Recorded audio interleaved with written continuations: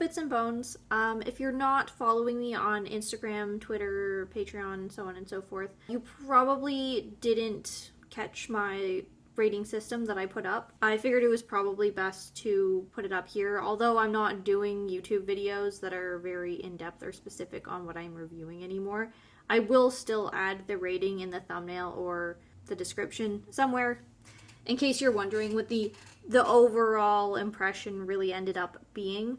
So I should probably go over how I rate things. So here's the rating system. Wait, is it going to be backwards because it's on...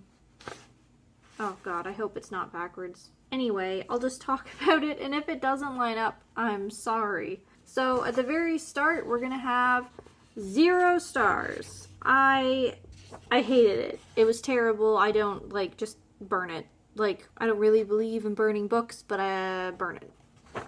Oh, this applies for books and movies. This is just gonna be the general standard rating for everything. Half of a star is just like, it wasn't enjoyable. I felt like I wasted my time, period. 1 whole star means that it was enjoyably bad. You can find some, like, merit in watching it because it was bad enough to be funny. Something of that sort. Still a waste of time, but not something that you absolutely hated by the end of it. 1.5 stars is going to be just below par in every way. Like, you can't find something that you think they did well. So it is enjoyably bad, but you can't find anything good to say about it. 2 full stars is going to be that it is below average or below par, but it did have, like, something good about it. Something, like, unique. If it's just the premise, it could be a specific scene. It could be, like, it's got one thing that you can at least be like,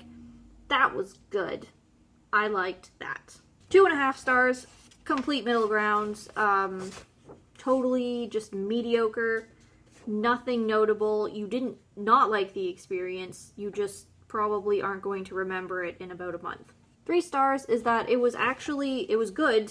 You generally enjoyed yourself the whole way through, but it was missing something. Usually this comes in the form of a missed opportunity. You feel like they didn't take advantage of something that they actually set up for themselves, and it felt very obvious, but then they just didn't do it for some reason. I'll have examples of that when they occur. You'll know what I'm talking about. You'll know why I pick that. But generally that means that it was good, but it could have been improved, like, in an obvious way. So 3.5 stars is just straight up well-rounded. You don't have anything bad to say about it. It might have just been, like, not my cup of tea, but there you don't have anything bad to say about it. And even if you do, it doesn't detract from it enough to say that there was something missing. It might just not have been done as well as something that is completely amazing was done well. 4 whole stars means that it was entirely above average. You can point out multiple things that you think were better than every other movie, or like the average movie.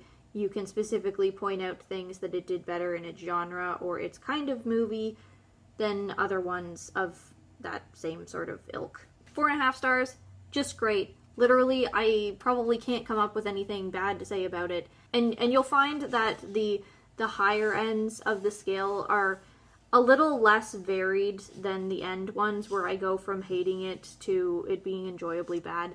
It's because that's kind of the way life works. Something's either a pass or it isn't. The second that you get into it not being a pass, you have a lot more reasons to explain why it sucked. But when it comes to something being good, average, just like daily life, you don't pick apart every single day that you live and say, this one was the 10,000th and 500th and 62nd best day that I've had so far. It just hits a certain point where it was acceptable, this was good, this was just how it should be. Yes or no? And then once we get past the yes, you have to get a lot pickier about why it wasn't just primo. You have to get more nitpicky. This is more about personal preference and specific things that I think could have been improved, in my opinion, subjectively, and then this end is just kind of like objectively, I don't think anybody should think that this was good. This was bad, and nobody can really redeem it for any reason. And 5 out of 5 is just, it's perfect. There's nothing I can say that could take away from it. I'm sure other people could, but 5 out of 5 is more of a, I loved it. Like, I can't find anything wrong with it, or it had a very special connection to me and the things that I like. It just hit the nail right on the head. It satisfied everything that I want from a movie or a book or what have you. So from this point forward, if you see a rating, it will be based on this. You can look back on this. You can refer to it if you forget what any of the half stars are.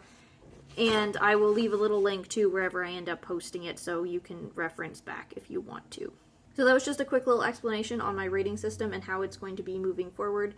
As always, thank you for watching. If you'd like to support me, I have a Patreon in the description below. And I will see you in the next video, review, whatever it is I'm doing. Thank you, and bye.